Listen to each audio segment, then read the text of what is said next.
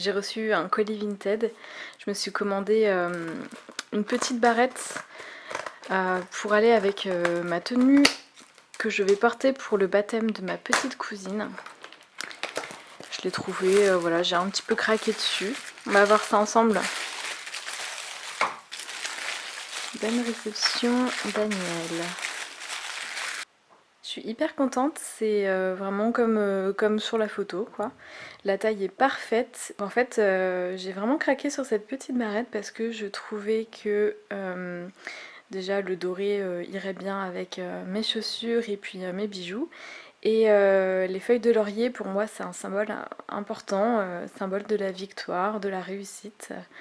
Et je trouve ça super beau avec toutes les petites facettes. C'est vraiment quelque chose qu'on retrouve aussi dans mon travail verrier, avec mes perles fastées. Donc je suis ravie, j'ai hâte de me faire ma petite coiffure pour porter cette barrette. En plus, on peut la porter dans deux sens, comme ça, ce que je trouve très joli, ou comme ça. Mais je crois que je vais la porter plutôt comme ça. Alors là, vous avez une petite vision de ma robe. C'est une robe en soie de la marque Carole. Elle est vraiment hyper belle et on est très très à l'aise dans ce genre de robe. C'est très fluide. Ça se détend un petit peu au fur et à mesure qu'on la porte. Donc elle reste très agréable à porter et c'est très respirant. Donc on va dire que c'est une robe que j'aime beaucoup porter pour les occasions un peu comme les mariages, les baptêmes, etc. Ici, au niveau de la bretelle, vous avez une petite bride avec des pressions en plastique qui permet de coincer la bretelle du soutien-gorge dans la robe. Donc la robe reste bien en place parce que c'est un col bénitier et par conséquent, en fait, ça pourrait très vite glisser sur les épaules. Parce que vous voyez, en fait, voilà, ça c'est la forme de la robe lorsque les bretelles retombent sur les épaules. Donc si vous voulez, vous avez les épaules ici, le cou, et là ça retombe vraiment sur l'arrondi de l'épaule. Et lorsque on la porte, le col donc se réduit de cette manière, et grâce aux petites brides qu'il y a sous la bretelle, eh bien ça permet de vraiment maintenir le décolleté grâce aux bretelles du soutien-gorge. Et ça permet de passer un bon moment sans s'inquiéter de sa robe. Donc je l'aime beaucoup cette robe. Je la trouve très élégante, très simple. Et c'est vraiment le genre de robe que l'on peut porter en de nombreuses occasions. Il n'y a pas besoin de faire beaucoup d'efforts pour l'agrémenter. Donc moi je vais l'agrémenter de petits éléments dorés, des bijoux, des accessoires. Donc je vais porter ce modèle-ci de ma collection de bijoux en perles de verre, donc Divine Alchimie. C'est une perle de verre quartz fumé en fait, c'est un peu un beige avec des petites paillettes dorées, donc ça va bien avec. J'ai des chaussures aussi dorées qui iront très très bien avec. Et puis je souhaitais avoir une petite ceinture dorée pour faire un rappel, mais malheureusement je n'en ai pas trouvé assez rapidement. Pour avoir fait quelques recherches sur Vinted dernièrement, je sais qu'on en trouve encore des robes comme ça, en soie. Donc peut-être que vous en trouverez également d'occasion. En tout cas, c'est vrai que c'est une robe qui est un peu vieille maintenant, j'ai depuis plusieurs années. Et je ne suis pas sûre que vous retrouverez un modèle pareil, mais en tout cas ça vaut le coup d'aller voir un peu ce qui se passe en seconde main. Et je peux vous assurer que ce sont des robes qui tiennent vraiment des années. Donc voilà, malheureusement pour le baptême de ma petite cousine, je ne porterai pas une robe cousue main, mais je porterai cette belle robe que j'aime porter le plus souvent possible pour ce genre d'occasion.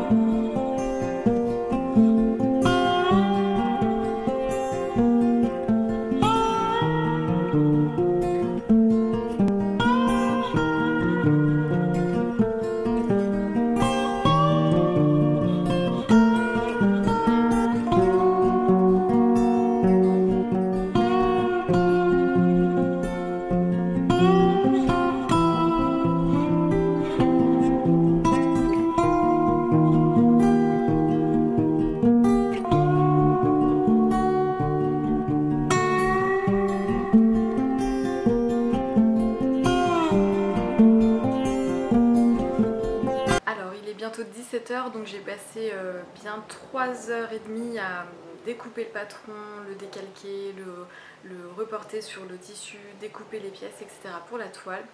Donc là je pense que je vais faire une pause et en fait je pense que je vais pas du tout utiliser ce tissu pour faire ce chemisier parce que je ne m'en étais pas du tout rendu compte au moment où j'ai présenté ce tissu dans le haul, mais en le regardant la face à la lumière je vois plein de taches dessus. Je pense que c'était une nappe en plus, donc ça s'explique très bien, mais je ne les avais pas du tout vues la dernière fois. Et donc là ici il y a des taches un peu jaunes et en fait il y en a un peu partout. Donc finalement ce projet va pas du tout être possible dans ce tissu. Et je pense que ce tissu je vais plutôt m'en servir pour me faire par exemple une trousse de toilette ou quelque chose comme ça. Bonjour tout le monde, je vous retrouve pour un nouveau vlog créatif qui va s'étendre sur toute la semaine. Donc chaque jour je vais vous emmener un petit peu avec moi pour partager avec vous ces petits moments de créativité et d'amitié. Alors, j'aimerais commencer la semaine avec la reprise en main d'un projet que j'avais laissé un petit peu de côté pendant plusieurs mois voire années. J'en ai un petit peu parlé dans mon dernier podcast créatif. C'est une robe beige que j'avais décidé de coudre pour Noël il y a 2 ans. Malheureusement j'avais pas réussi à la terminer à temps et je pense qu'il est temps là justement que je m'y remette pour être sûre de l'avoir cette année. Donc j'ai trouvé du fil parce que j'en avais plus pour la coudre, donc je vais pouvoir reprendre ça en main dès maintenant. J'ai passé toute la journée sur l'ordinateur, donc là j'ai vraiment besoin d'un bon moment de créativité. D'ailleurs je vous prends, je suis au naturel, hein, je suis pas maquillée, je suis tout juste coiffée. Donc voilà, c'est parti pour ce petit moment de détente entre nous.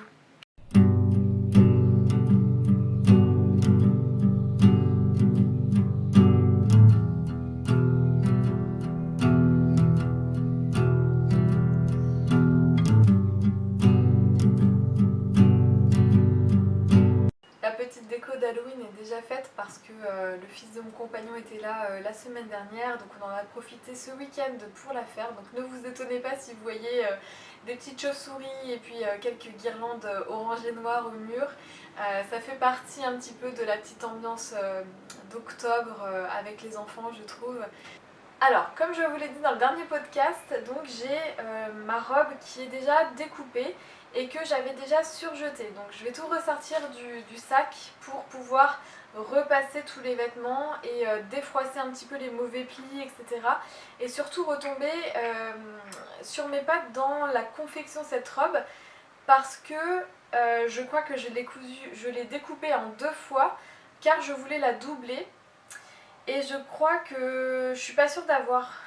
Je crois qu'il y avait un intérieur, un extérieur, je sais plus trop. Donc je vais tout sortir. Je vais essayer de tout réorganiser et puis je vous redis un petit peu où est-ce que j'en suis là-dedans.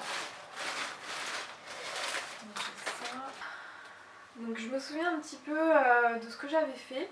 Donc pour ce projet j'avais fait une toile et j'avais fait cette toile dans un tissu hyper stretch, donc qui n'est pas du tout comme le tissu final que j'ai choisi pour coudre ma robe.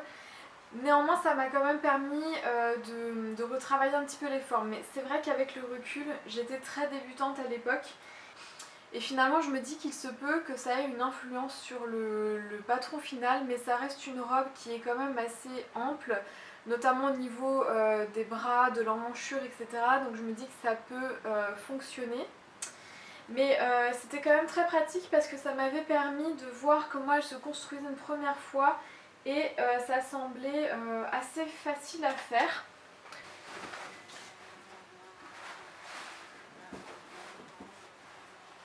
Voilà, bon ça vous montre légèrement ce que va rendre la robe parce que au final il me semble que j'avais pas du tout assez de tissu pour faire le croisé. Donc là vous voyez ça s'arrête de manière un petit peu brute. Donc normalement c'est bien comme ça et ça va jusqu'ici. Et puis sur un des côtés il y a une fermeture éclair et il me semble qu'il n'y a pas du tout de couture au niveau de la jupe du devant. Donc justement ça je crois que j'avais fait ça uniquement parce que j'avais plus beaucoup de tissu. D'ailleurs, à propos de ce mannequin, je l'ai trouvé sur le Bon Coin il y a des années. Je ne m'en sers absolument pas pour la couture parce que, comme vous pouvez le constater, c'est une forme assez ancienne et elle est plutôt conçue pour les corsets. Donc ce sont des silhouettes qui ne sont plus du tout d'actualité. Et la manière dont la poitrine est réalisée sur ce mannequin n'est pas du tout conforme à la manière dont on met en valeur la poitrine actuellement. Donc ce mannequin me sert uniquement de démonstration, on va dire. Je l'ai beaucoup utilisé sur mes salons et mes expositions par rapport à l'atelier et à la fabrication de bijoux. Donc en fait ça met extrêmement bien en valeur les colliers, notamment les sautoirs, etc. Et donc souvent sur les salons et les expositions que je faisais, parce que j'en fais plus trop depuis quelques temps, je faisais souvent une petite mise en scène, donc avec une jolie étoffe ou un tissu un petit peu de qualité, et ça mettait bien en valeur justement les petits colliers de perles que je pouvais proposer. Donc j'avais surtout acheté pour ça, et parce que vous savez le style très ancien comme ça, les objets un petit peu antiques, etc. Voilà, les objets un petit peu d'antiquaire, j'ai toujours adoré ça. Si vous suivez mes vlogs depuis un petit moment, vous savez que j'aime beaucoup les brocantes, farfouiller un petit peu chez les antiquaires, etc. Et si jamais j'avais un jour la chance d'avoir une belle boutique pour pouvoir à la fois avoir mon atelier et à la fois pouvoir être ouverte au public et recevoir du public, j'aimerais avoir une belle boutique ancienne, vous savez, avec toutes les moulures en bois. J'aimerais que la devanture soit noire. Ça peut paraître étrange, mais pour moi ça me fait vraiment écho au savoir-faire d'antan, à un métier rare, un métier d'art.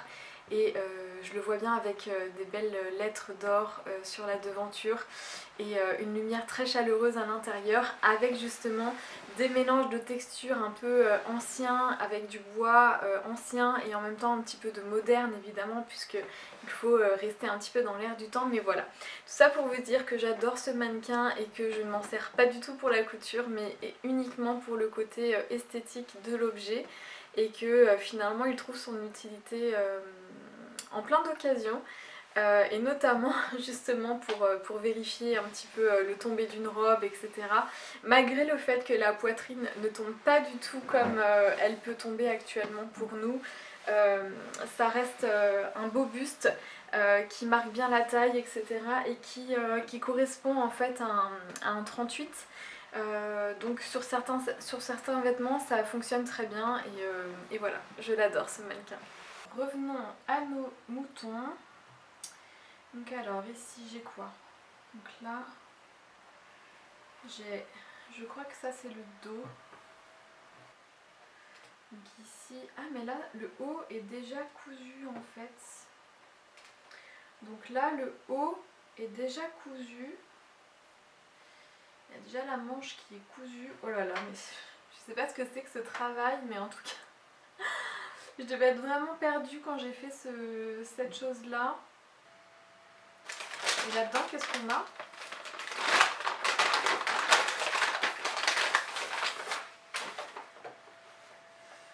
Ouh là là, qu'est-ce que j'ai là? Et là, j'ai quoi? Qu'est-ce que c'est que ça? Ah ouais, et en fait là, j'ai carrément un autre haut. Donc là, j'ai un autre haut qui est complètement différent. C'est un chemisier que j'aime beaucoup d'ailleurs, avec un col un peu carré. Donc ça veut dire que potentiellement je peux à la fois terminer une robe et un chemisier pour cet automne, ce qui n'était à la base pas prévu. Je me rends compte aussi que j'avais pas fait de pochette pour le patron. Donc je vais essayer de me replonger là-dedans, de bien le ranger. Et en fait je pense que je le ferai peut-être à la fin, une fois que j'aurai vérifié que les mensurations de la robe me vont bien.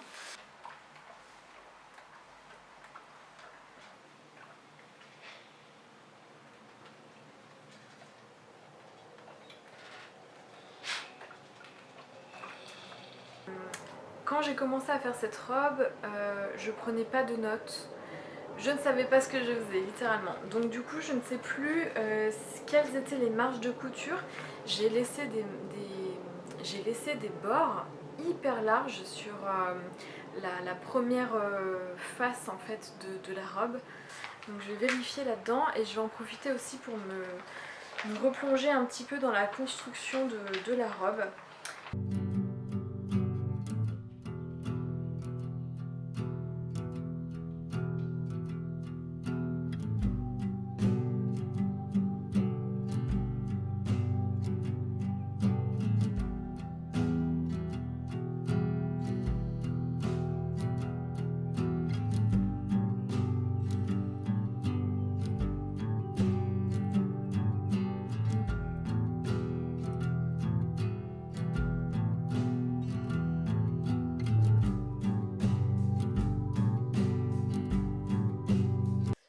Bon voilà, j'ai cousu le haut, ça a été hyper difficile parce que j'avais pas de marge de couture, donc il y a des endroits où vraiment j'étais limite de la couture comme ça. Donc comme c'est la doublure, et bien écoutez, c'est pas grave, je fais le sacrifice. C'était une erreur de débutant, il faut que je fasse avec, il faut que je lâche un peu prise de mon désir de perfection. En tout cas, voici le haut assemblé. Donc ça veut dire que demain, je pourrais, demain ou plus tard, je pourrais continuer du coup l'assemblage du haut et puis de la jupe. Donc je suis contente, je me suis remise dedans et le projet avance.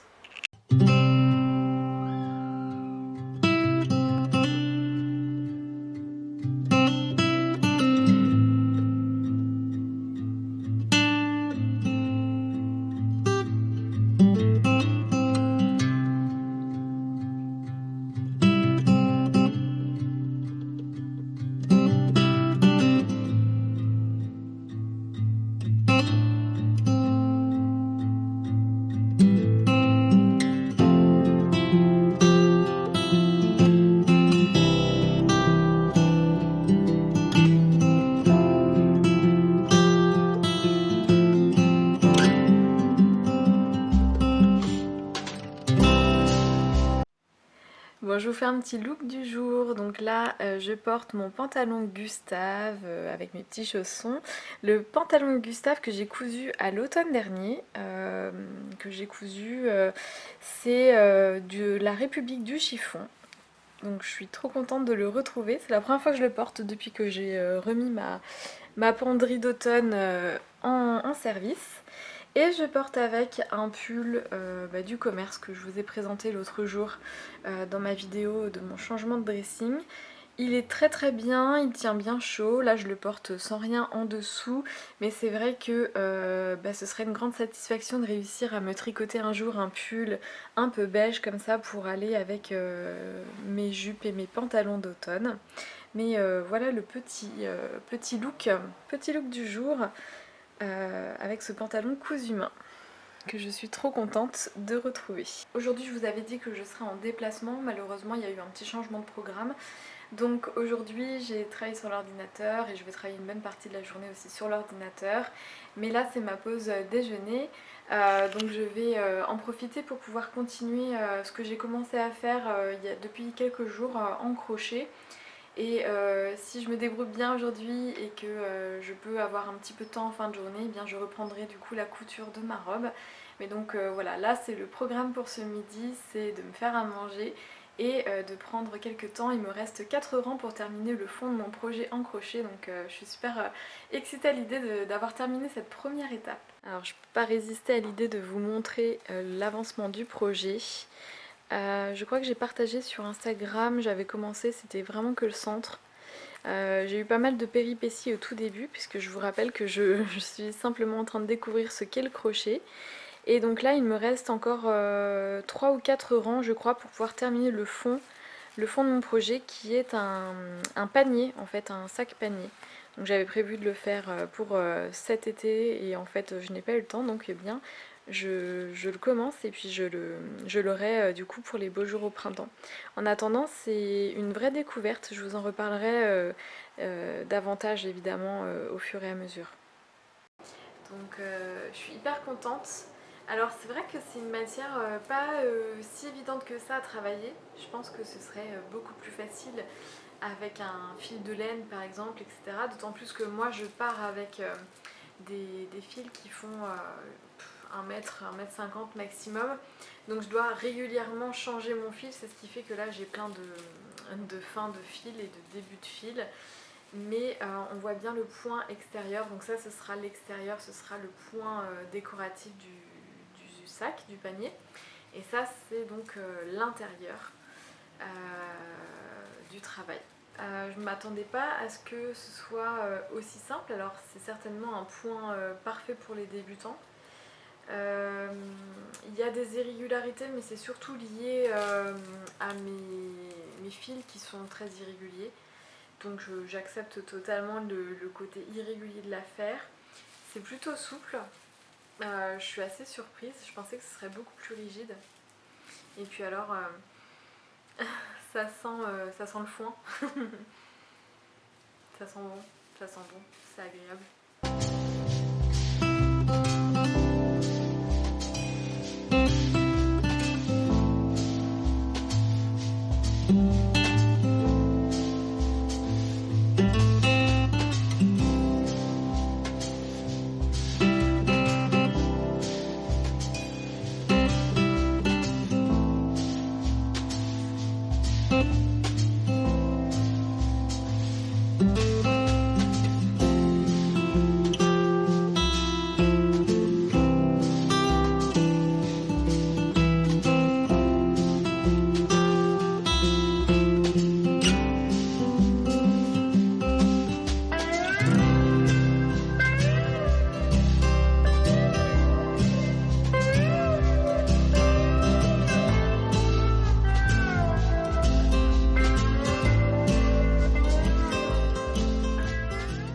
Ce matin, je vous ai montré mon petit déjeuner.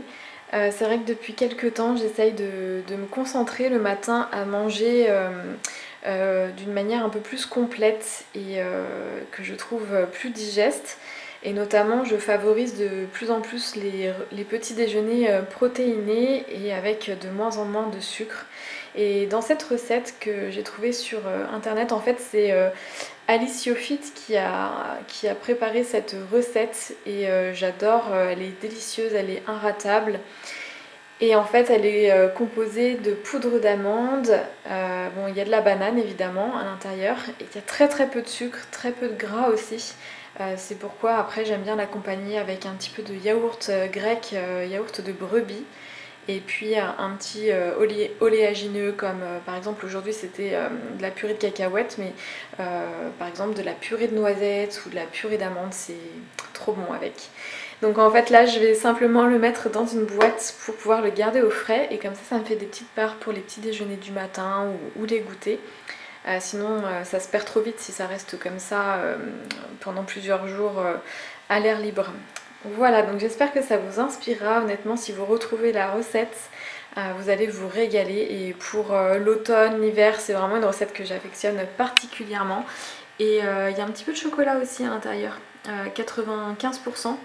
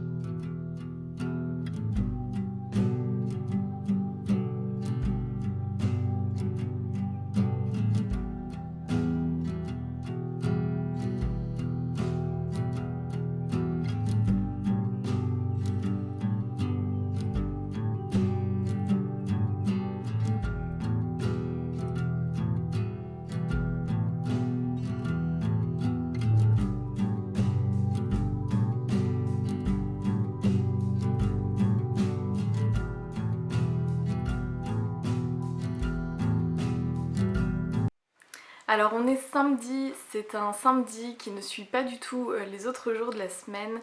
J'ai eu beaucoup de mal à tourner ce vlog sur une semaine entière et donc vous l'aurez compris, finalement c'est un vlog composé de petits moments que j'ai tournés depuis le mois de septembre. Et voilà, au final ça fait une vidéo assez longue, mais voilà, j'avais pas envie de laisser de côté ces petits moments que j'ai réussi à tourner par-ci par-là. Mon programme de la semaine s'est beaucoup modifié à chaque fois que j'ai voulu tourner ce vlog, donc au final voilà, j'ai mis bout à bout des petits moments créatifs qui représentent bien quand même ce que je fais en général sur une semaine de créativité.